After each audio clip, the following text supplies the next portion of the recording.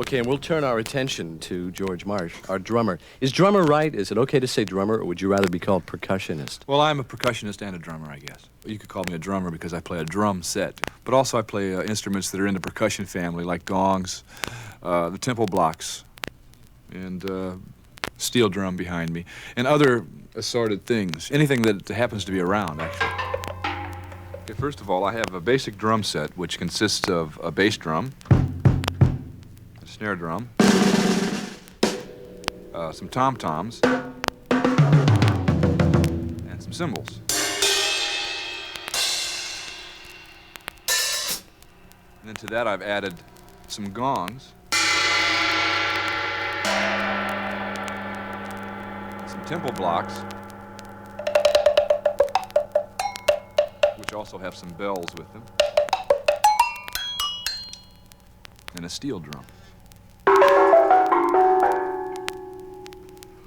Hey, George, you know, one of the things I think we should try to get into before this thing is out is your work with African music, because that's something that's very rarely incorporated into the body of music that we're dealing with, and you've done it so well. I think, why don't you rap to people about that? Yeah, I studied with a master drummer named Kwasi Badu, and he's from Ghana, and he came to San Francisco a couple years ago, and studied with him for about a month, and learned a whole slew of rhythms that I'm still deciphering. And some of them have ended up on the drum set. And I think that we could play something over a few of these rhythms.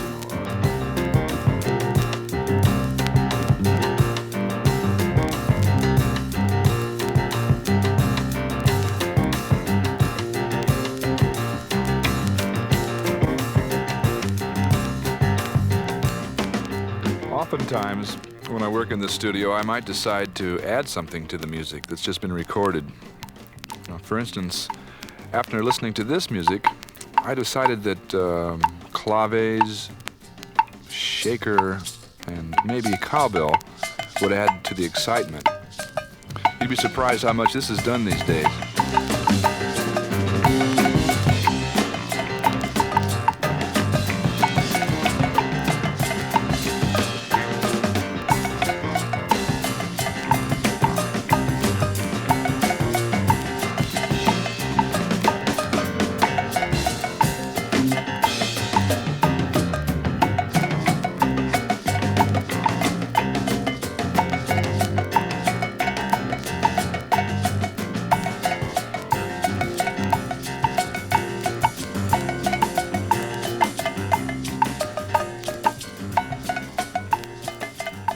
How old were you when you first started, when you had your own drum set, and you were seriously on your way to being a I drummer? think I got my first set when I was 14.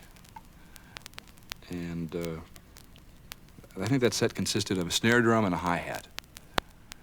And from listening to records, I just knew what to do. I mainly taught myself. And, you know, I did pretty well, except there were a few mistakes that I made that I have just recently cleared up, you know. And that was, I've been playing for about 16 years. So I would advise, you know, anyone starting to try to find a good teacher, but there weren't any good teachers in Belleville, Illinois. 1, 2, 3, 4, 5, 6, 7, 8, 9, 10, 11, 12, 13. 1, 2, 3, 4, 5, 6, 7, 8, 9, 10, 11, 12, 13. 1, 2, 3, 4, 5, 6, 7, 8, 9, 10, 11, 12.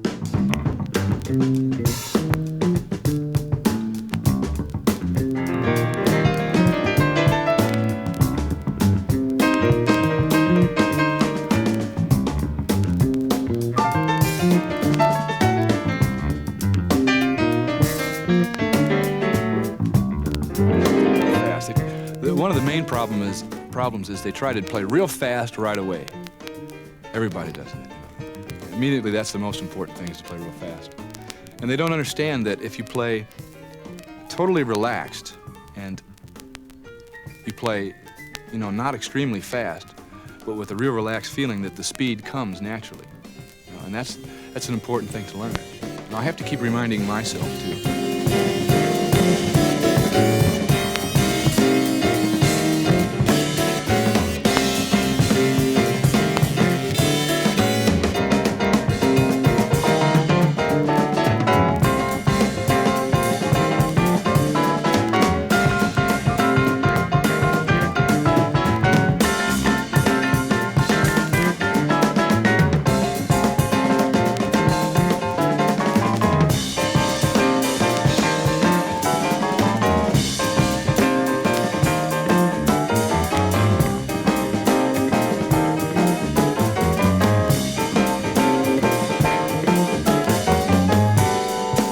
drummer and as an artist, how do you see yourself?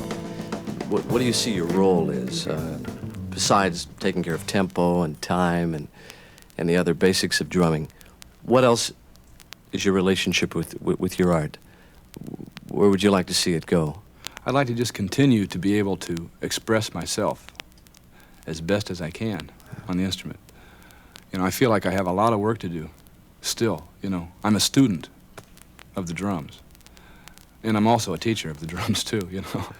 And I would like to be able to continue to let what is inside of me, which comes from all the music that I hear, you know, I'd like for that to come out. And it's like, it's not really me that's coming, the music's coming through me.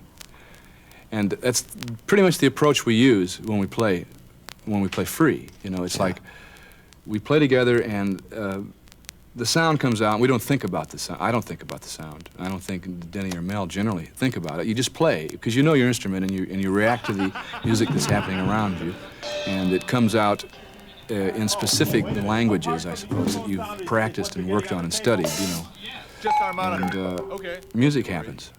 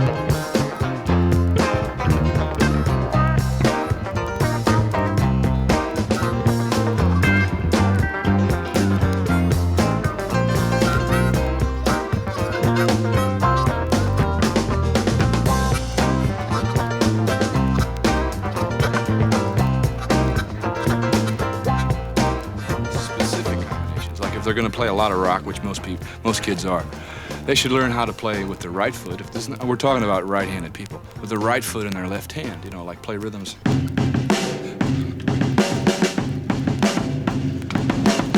like that. I mean, that's the real source of all the rhythms, I would say, in rock music.